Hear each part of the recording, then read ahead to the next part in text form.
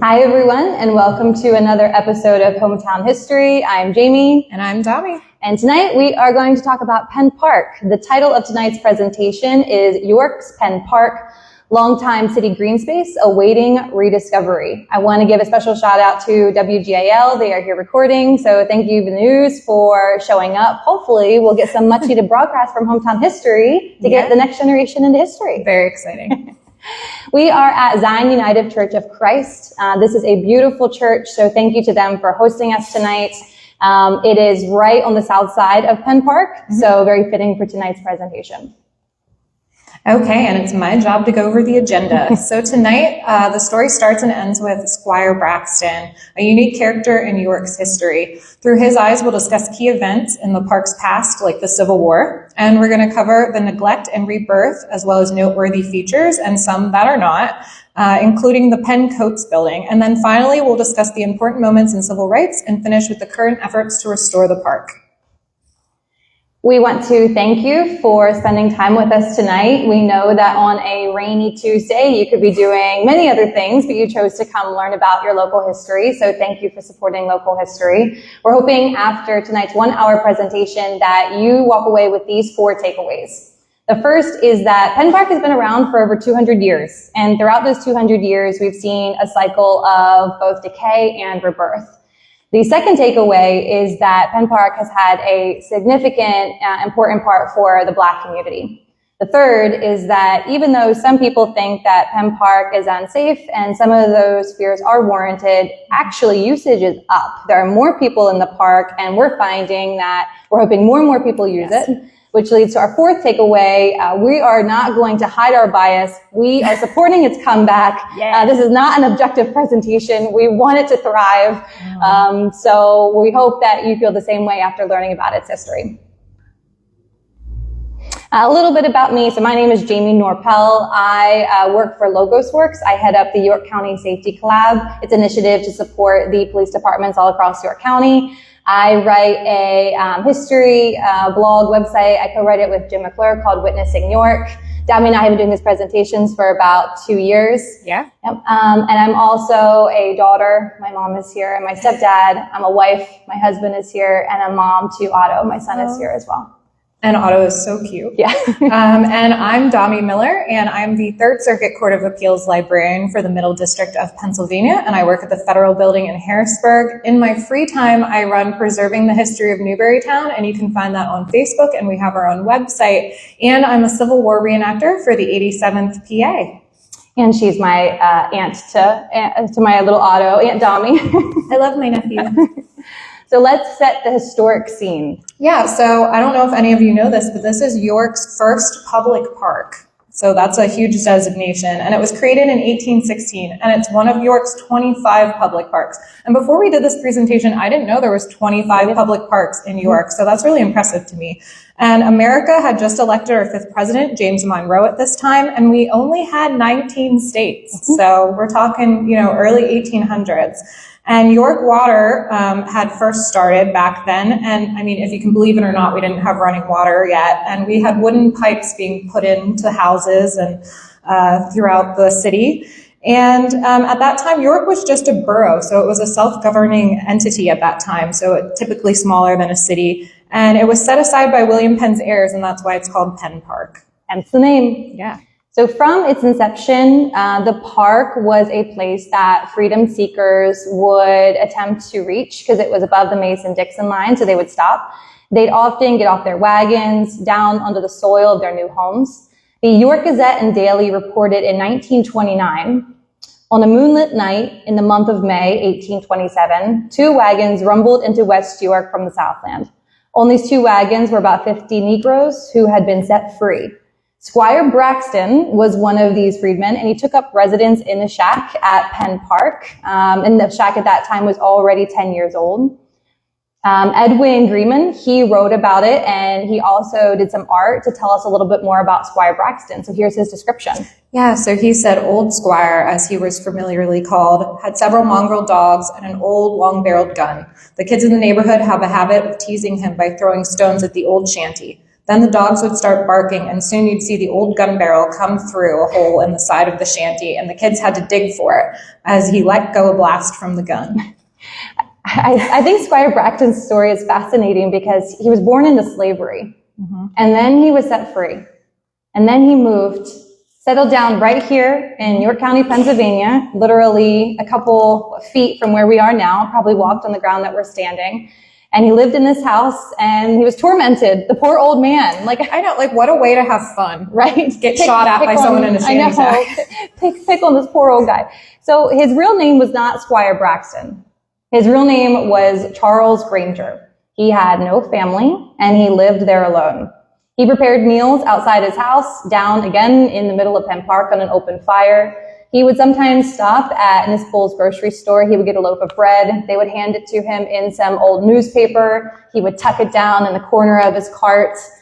He also never left without a swig of whiskey, too, so he must have had a fun side to him. And then he was also known for his many cats and dogs, which you can see here in this picture. There's a picture of a little pup. Aww. I'm a cat and dog lover, too. So Squire Braxton lived through the Civil War. So to put yourself in his shoes, imagine being a free black man during one of the most tumultuous times in American history. So he was living through the Civil War, and he was living there right when it broke out. So Camp Scott operated in the early days of the Civil War here in New York, and units drilled in Penn Park. But the old fairgrounds was the main camp to season green recruits, and then it moved to Harrisburg. And a cavalry unit built barracks, and then the acreage became a military hospital, and that was used from 1862 to 1865, and that was built by the U.S. Army General Hospital, and that's shown here on our presentation tonight. So Squire Braxton would have seen these things. He would have seen the military hospital that was built down at Penn Park. Those, the black crepes would have been, we guess, to mourn. Do you know who they would have been mourning? Yep, Abraham Lincoln. He would have seen the chapel that was built because Christianity is an important part to York County history. Yes. He would have seen the raised pavilion, which would have given much needed shade to the folks that were at the hospital. In this picture, you can see the raised pavilion in the background. In the foreground, that would have been the buildings that were a part of the military hospital that they began to take down. I love this picture because of the outfits. That's what they wore during the Civil War. The dresses, the top hats, like people in York County were fancy. They were also probably very hot. So we're going to talk about Cassandra Morris Small, and she was among the women from town who rolled bandages and performed other aid to the physicians at the military hospital. Back then, women couldn't be physicians. They were just nurses in the military hospital. And despite the medical work that was undertaken by the women of York, they still weren't prepared for the bloodshed that was caused by Gettysburg. And Morris was widely shaken by what she saw at the battlefield. And she was shaken for good reason. There were approximately 14,000 patients that were treated. Again, I can't stress this enough, right here. And I think that's what's cool about local history is when you leave tonight and you look over Penn Park, we hope that one of the images that you see is that this was a place to heal soldiers that had served in the Civil War. So it was a recovery battleground, if you will. With those 14,000 patients over 3 years, just to kind of give you an idea, how many of you have been to Revolution, the baseball park?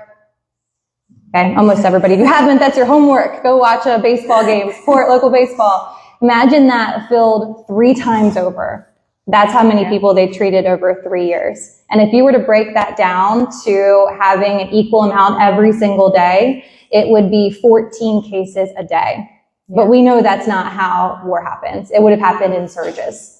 Actually, Domi, I thought you could share a little bit. You play in some reenactment, the Civil War. Yeah, so being a Civil War reenactor, one of the things we do is serve as a provost guard for the reenactors that reenact as battlefield surgeons. And something that I can tell you is, like you said, they're coming in surges. So they could have 20, 30 patients at a time. You're amputating limbs one after the other. You're not washing your hands. You're not washing your instruments. And it's not just battlefield wounds and casualties. A lot of the people that died during the Civil War had diseases. So you don't know what type of diseases were running rampant through the military hospital. So you're coming there to get better, and unfortunately you might not heal because you might catch a disease in the hospital, but it was definitely better than succumbing to your wounds out on the battlefield alone. Yep. So Scott Mingus, if you've done any Civil War research, he is the Civil War expert. He travels nationally to speak. He did a lot of research in this area, and he wrote that most patients had to move to the Susquehanna River when the Confederates invaded. Yeah, and the Confederate troops actually camped in Penn Park in late June 1863. So you can just look outside, look at Penn Park, and picture the Confederates camping out there. And we have a reference photo. Penn Park is marked by Avery, and that's one of the rebel commanders. And during a modern day, current day archaeology dig, they found different artifacts that would have been from the military hospital. And they found some soil evidence of a stain. So you can imagine in a military hospital how much blood would be produced and the type of stains that would be left behind, the type of artifacts. So yeah, it's crazy. Squire Braxton also helped out in the war. He was hired by Union Civil War officers to dispose of trash, so he was a trash collector. And this wasn't the only smelly job he had. He did a couple other things, and we want to point out that he really did a lot of thankless but very needed jobs for the community. One was that he would push around his cart and he would go clean out water closets. Does anyone know what a water closet is? I think everybody knows what a water closet is. If you don't, it's a toilet. So this was back before we had indoor plumbing. And so it was his job to go in and clean out your water toilet. Again, a underappreciated job for sure. He also owned a horse and wagon. He collected manure, which then he would pay or give to farmers and gardeners, and they would pay him. And then this is the one that throws me. He would, when a horse or cow died, he would skin them and he would use their hide and he would tan them and he would sell it for leather. For the remainder of the animals, the carcass, he would throw in a pile in the middle of Penn Park all year long. So it was very stinky. So I like to think of the artist who drew this cart. I don't know which of those images that you want to pretend that he drew, but we complain about litter today. Right. Yeah. We know that at least it was stinky. Right. Okay, so from the time of the Civil War until 1890, the park ended up being largely neglected. And according to Grimman, the women along the route that he followed usually were up in arms because as he came along, for this stuff, the car would dribble out onto the pavement. Beside the mess, it left a lingering odor. So if that doesn't paint a picture in your mind. And all around the shanty were the piles of compost, like I described, that would be 3 feet wide by 2 feet high. The boys in the neighborhood must have had nothing else better to do because they would dare each other to jump over the compost pile to see if they could clear it. And apparently, if one of them ate it and fell into it, it would give everyone a good laugh. Well, these are the same kids that were, tormenting him and waiting to get shot. So they needed better things to do. Yeah, they did. They should have stayed inside more, read a book. So Braxton ended up feeling like he owned the park because, there was 16 acres and he was living there in his shack, but he didn't actually own it. And he felt like his rights were being infringed on when various events occupied the park. For example, he felt invaded by the tents of soldiers and the barracks that were there when it served as a field hospital. And eventually he was ordered to move his cabin out of the park and he left with his old nag. But Squire Braxton always found a way to survive, and he arrived in York in rags, but he made his living collecting the cast-off of others. So he was very entrepreneurial. Yep. At this time, the park may have been neglected, but it went through a rebirth in the late 1800s. So after the incorporation of the city of York, so it went from being a borough to now officially being a city, locals saw a vision to revamp this green space. The rapidly growing population meant that we had a need to have a communal area where we could all gather. So in 1890, Arthur B. Farquhar, he's a very familiar name if you study the history of York County, especially York City, he donated $1,400 specifically to revamp Penn Park. In today's money, this is about $50,000. That's a lot of money. Yeah. So 130 years ago, here we have a local businessman who believed in the park and donated money. I feel like right now we should call out, we're not going to, but we should call out businessman, like, will you donate money? We need $50,000, please. Anyone, $50,000 for the park. This is when the name changed from the Commons or Penn Commons to Penn Park in honor of the Penn family. And in the park was the Soldiers and Sailors Monument, and that was erected to remember the park's service to the Civil War, and it was designated by Dempworth, a famous York architect. And right after the Soldiers and Sailors Monument came there was an elk monument. Which And I didn't know. neither did I. I learned a lot researching and reading your research and Jen's research for this, so it's interesting. And while you can still see the soldiers' monument, we need to know what happened to the elk.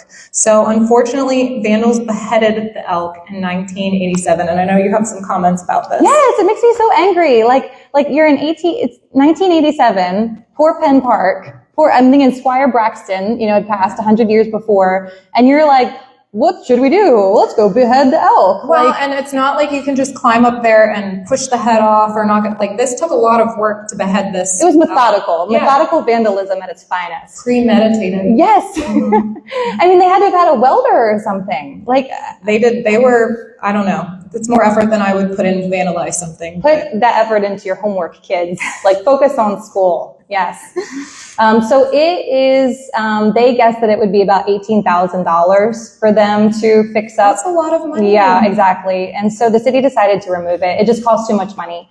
In recent years, other artifacts have also left the park besides the elk monument because of either perceived or real threats of vandalism. For example, the cannons, there used to be Civil War cannons that are now moved to Hanover Junction. And that's not the only thing that used to be there. So Penn Park used to have a fountain, and it was a destination for Yorkers on hot and muggy days, and it no longer stands in the park. And we actually don't know where it is. It was moved to someone's yard in Dover, or near Dover, but we're not really sure what happened to it. So if you know anyone around Dover with a giant fountain, let us know. It might belong to Penn Park. And we have a view of the Woman at the Well statue and neatly manicured walkways in the park. Look at how beautiful this is. It's gorgeous. This is Penn Park. I know, and it's a shame that it doesn't look like this now, but that doesn't mean it can't in the future. Mm-hmm. That's our objective anyways. And one monument that is still there is the War Mothers Monument, and that was dedicated shortly after the end of World War II, and it sits near the center of the park today. While many of these monuments are gone, one of the park's favorites still remains, and that is the tennis courts. This is Latoya E. Williams, and she was a lifelong resident of York City. She taught at the YMCA, at Logos Academy, Crispus Attucks, among others, and she also led a summer kids tennis program at the park. She was killed by a drunk driver 2 years ago.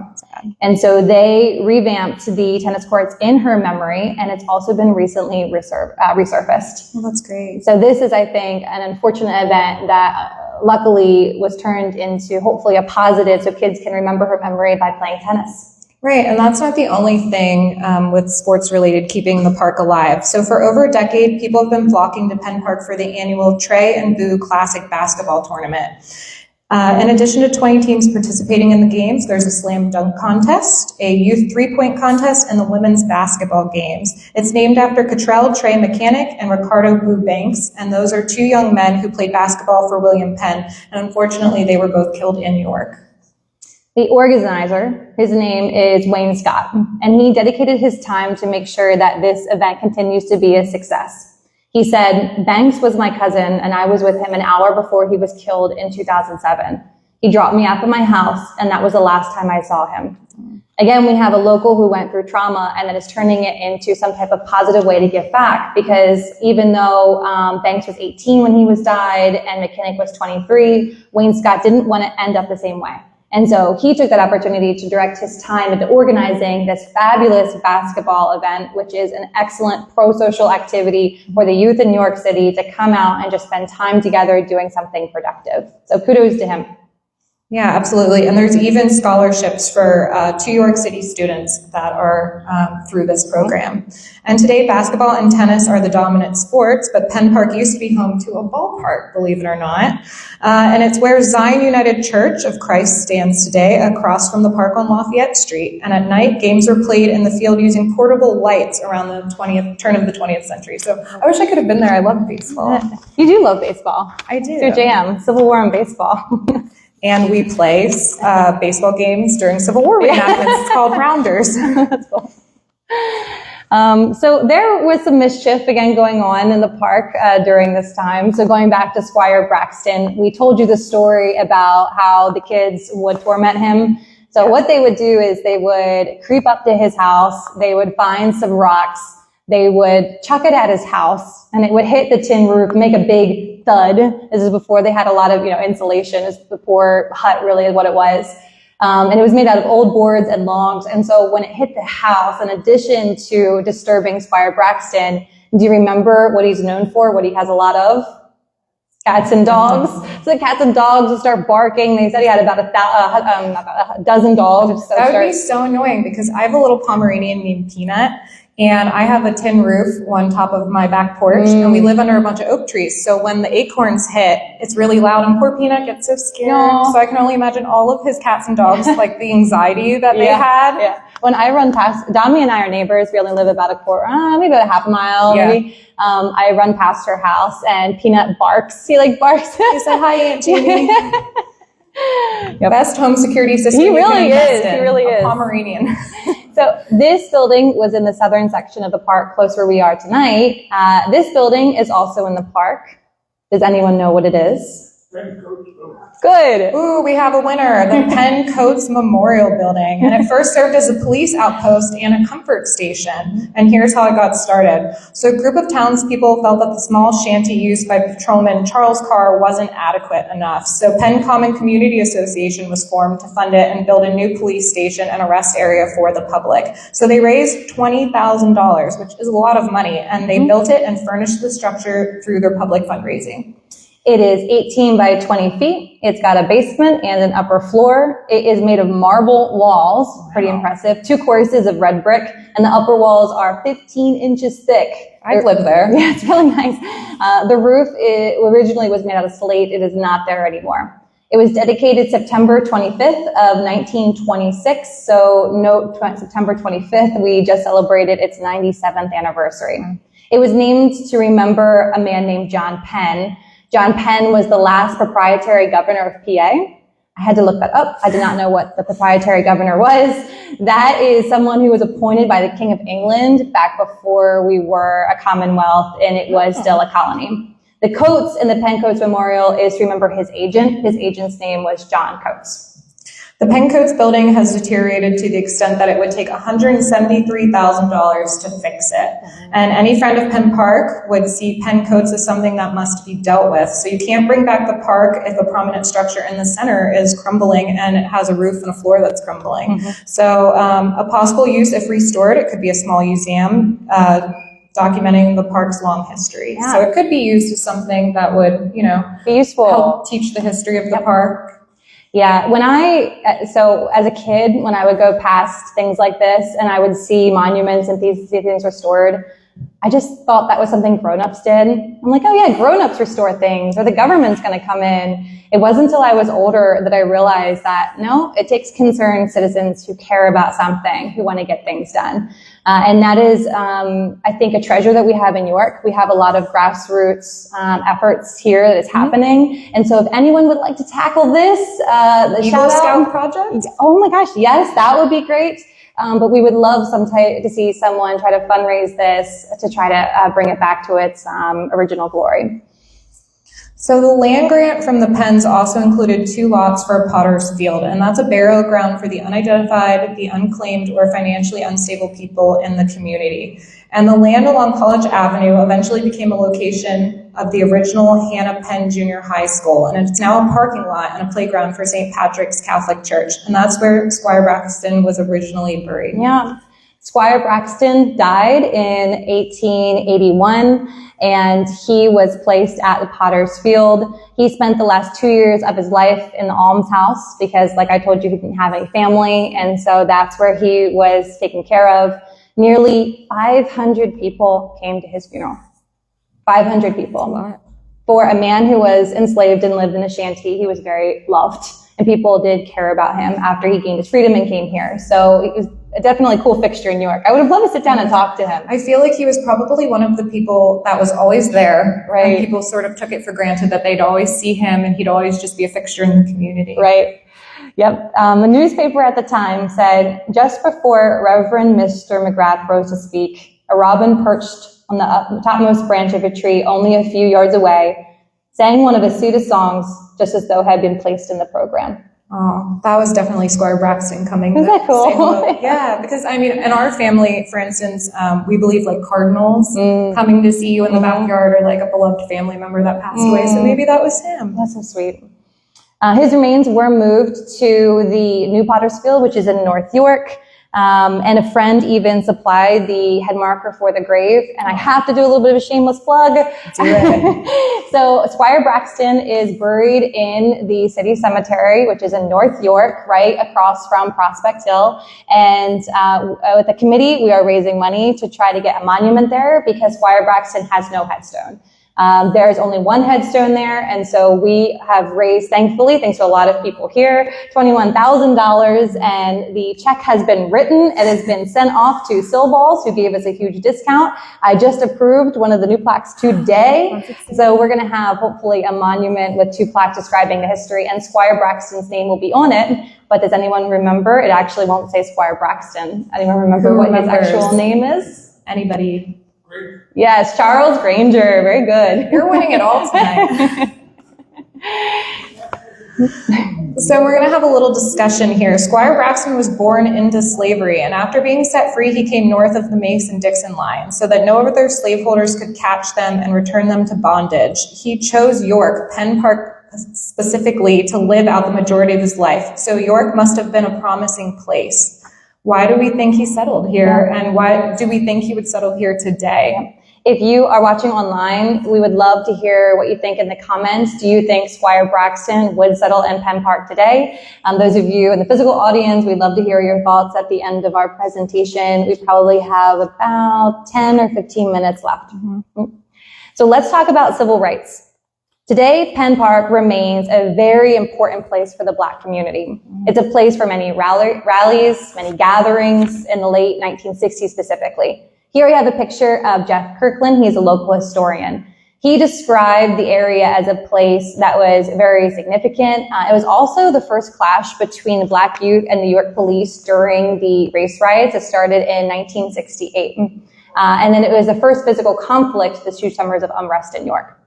So what started the race riots? On July 11th, 1968, about 50 Black youths occupied Penn Park in what police viewed as a disorderly assembly. A series of altercations between the young people and the police ensued. After a rock bounced off a police cruiser, a patrolman fired a shot into the air to stop the fleeing offenders.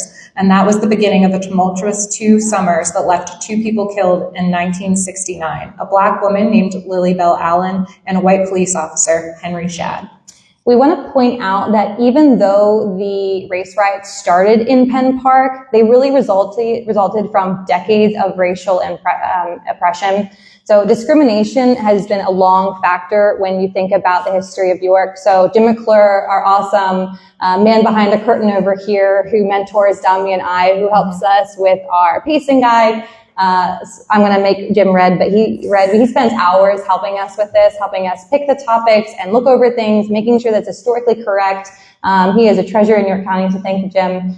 He came up with this equation of what kind of triggered the race riots. He said, when you put together long racial oppression, neglect of services for low-income people, an unfit mayor, boiling U.S. urban racial environment, plus the misuse of canines, eventually you're going to have disruption. And that is what led to the 1968 and the 1969 race riots. And this wasn't the first time that Penn Park was used as a place for protests. There was a rally in 1963 to decry racial discrimination in the city. Jeff Kirkland, a local historian, said, "The old bandstand on Penn Park represented one of those places to me which provided a source of spiritual energy for our community. Many times over the years, as we faced difficult times in this community, the bandstand would serve as a rallying point for us to come together and gather strength from each other. At other times, it was a place for fun, relaxation, and sharing good times." Here's a picture of that bandstand. In this particular picture, this is of 1963, where we have about 1,500 people who gathered. People also gathered to mourn the passing of Martin Luther King Jr. at the hand of an assassin in 1968. And then much later, the death of George Floyd in 2020 was also used as a protest place. The park has also been a place for art. So this is a part of a series of photographs that were produced by Shelby Wormley, and it stemmed from the creative vision of a man named Richard Craighead, the founder of Inclusive Arts Movement of York. It was called the Assemblage of Photographic Representation of Black Togetherness. So let's talk about the current efforts to restore the park. So Charles Chubb Neiman is the park's biggest advocate, and he has been for years, and he's the man over here that's answering all of the questions that we asked tonight. So as a kid, he walked through the park on his way to York High, and it was part of his boyhood. Neiman thought that York County's 250th anniversary celebration in 1999 would help the park get some attention. And it did receive some love. Trees were planted, and the Soldiers and Sailors Monument ended up being refurbished. And he's going to be with us for our extra episode right after this, and he's going to talk to us along with Jim Gross. And there was even a vision and action plan that was outlined for the improvement of the park. Now notice, this is kind of old. It's from 2010, but there was a lot of work that went into it. So just take a second to look at these images and imagine what Penn Park would look like if we had amazing businessmen and women who are willing to donate lots of money. We need your support. I mean, it's a beautiful rendering. And I mean, I can imagine that was 2010. So what would it look like in 2023 if we had an architect?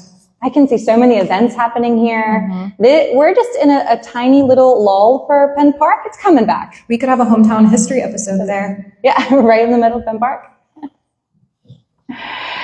One of the examples of what has made the park so successful is in 2019, there was a dinner called Celebrating York's Unity Through 10,000 Acts of Kindness.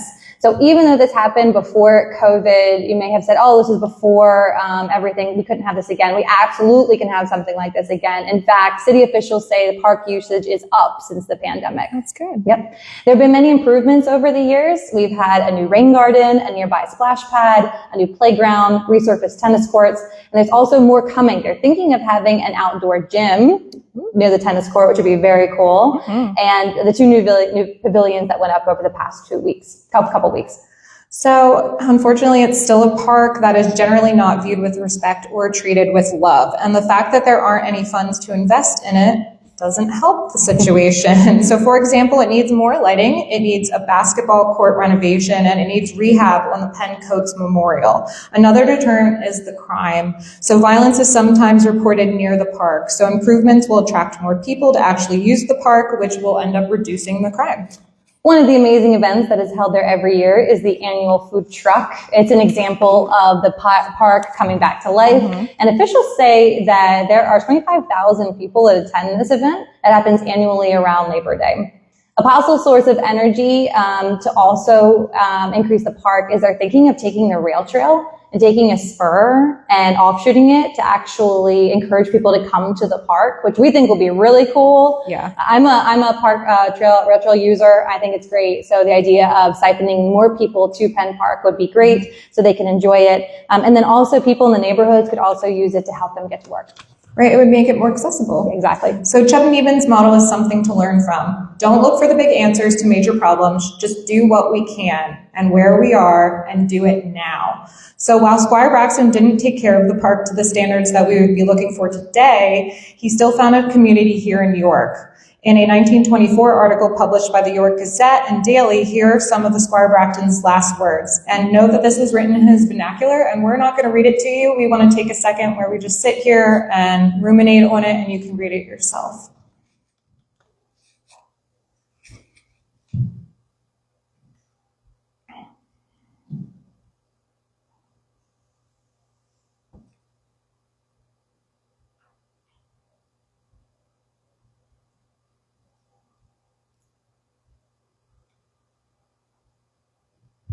So you can see in this quote that Squire Braxton was a deeply religious man, and he felt good about his time. And so we are happy to highlight his history, both the beginning and the end. Yeah. Just an aerial shot of Penn Park so you can understand how big Penn Park is. We're really actually fortunate to have this in York City. Yeah, it doesn't look that big when you're on the street view. Yeah. But the aerial view is quite big, impressive. right? Yeah.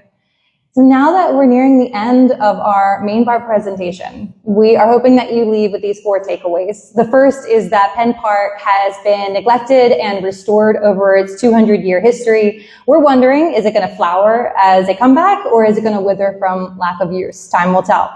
The second is, from the beginning, Penn Park has held special meaning for the Black community. As Jeff Kirkland said, it was a lifeline, a heartbeat of the city. People knew they could come to Penn Park and be safe.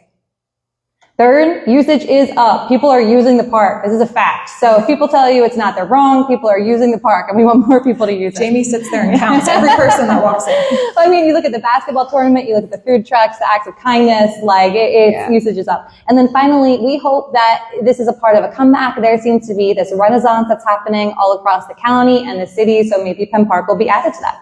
Yeah, so we want to promote our next talk. So you can join us on October 18th at Pheasant Run Farm, and we're going to talk about stories from our farmers. And if you stay tuned, in about 15 minutes, we'll be back with Jim Gross and Chubb Neiman, and we're going to talk about Penn Park some more. But until then, we're going to do a quick question and answer period. So if anyone has any comments or questions, now's your time to ask. Or share stories. We'd love to hear if you have any special stories of Penn Park. My darling husband will turn the camera if you don't mind us recording you, so you can be a part of our history. Anyone? Anyone? I do. Okay. I was trying to give someone else an opportunity there. So Samantha Dorn, born and raised here in the city of York, and I served as the youth program coordinator for New York City Parks and Recreation during the 90s, and had the opportunity of working here with the church for some of the programs that were sponsored for the youth here. One thing that I would say in regards to, I want to pick up on crime. Crime happens everywhere that you have an urban location. And while I won't pretend that things haven't happened in Penn Park, I would say that if you were to actually look at the statistics, you would be surprised at how safe the park is. And so one thing that happens with the city of York overall, if something happens on the other side of town, people will still refer to it as downtown York. And it's really not. If something happens at York Hospital, nobody says crime is up in Winter Hills on the other side of the road. And so strongly encourage people to come back. Part of what is happening here, having this opportunity to create corridors so that the young folks from York College are coming into downtown York, patronizing our businesses, utilizing the resources there at the park. We've had tremendous programs. We've had the Art and Park program that started there. We've done the summer movie series, much of which in partnership with the church here. Mr. Neiman, I would say Mr. Neiman, you have been a friend to this area for a very long time with the support of your church. Last but not least, when it comes to the park itself and its significance to the Black community, there were a number of families, I can think of the Hawkins family that lived there on Pershing Avenue. You would always see on their porch the sign very active with the Democratic Party, and their family reunions were there every 4th of July weekend. Many individuals have stories like that. For Squire Braxton coming in, and I put this on the note, that was part of manumitted slaves coming from Virginia. Some of those early wagon loads of people maybe included upwards of 200 individuals, including the Green family, my family. Samuel Green was our second Black police officer here in York, Pennsylvania, around 1902. We have always been contributors to York County and proud to be a part of York City. Thank you. Doesn't Sam kill it? Man, she just knows her stuff. She knows history. She's been awesome. Talk about another mentor of ours. Sam, thank you for coming out. Thank you, Sam. We should, in the YouTube video, we will put a card in to watch the video where we interview her about all her work with Lebanon. She spends a lot of work with her committee trying to, she's got a pamphlet. She always comes with resources. She comes prepared. Yeah, to tell the stories of the people that were there. Do we have anyone else who has questions or would like to make comments? Samantha and I go way back. Years ago, this is part of the answer that I was going to say. Years ago, I happened to be walking through the park, and I noticed a decline. And Herman Hawkins was sitting up on his porch. And he was a key. to getting the neighborhood to support what we were doing. And anything that's done in the park, we've got to get a leader out of the neighborhood to lead the charge. And he did that by getting some neighbors together and asking me if I would contact the city. Mike Sweetman was, at that time, was the director of public works. And Mike came and discussed with the group what they wanted. And they decided what they wanted. This was way back when, in the 90s, that they would like to have pavilions. And if it hadn't been for Herman Hawkins organizing the committee, what became a little committee, neighborhood committee, and feeling what the people wanted, those pavilions would have never been erected. And they were appreciated to this point. And Samantha and I had great times. They had films in the park, and they did it out at Farker Park. And I contacted Samantha and I said, this is crap. Why can't we do this in Penn Park? And of course, the perception is that the vandals, and it's a crime-ridden area. Well, we decided to try it. And we were very, very successful with the number of kids that came out, the participation from the neighborhood, the parents that came. We even had popcorn machines. So that just shows you what can be done if you put your fears and observations, what you're afraid of, behind you, and move forward. It can be done again. It's not going to be easy, but it can be done again. Thanks, Samantha. You're welcome. Thank you. I think a big part of that, what he's saying, is that it really has to be that partnership between the community and then also for the outside organizations. People are not going to embrace something that they feel is being done for them. They need to be a part of it. And so we have to open up that dialogue to make sure that people have a voice in what they want to see in the park, as well as then for those activities.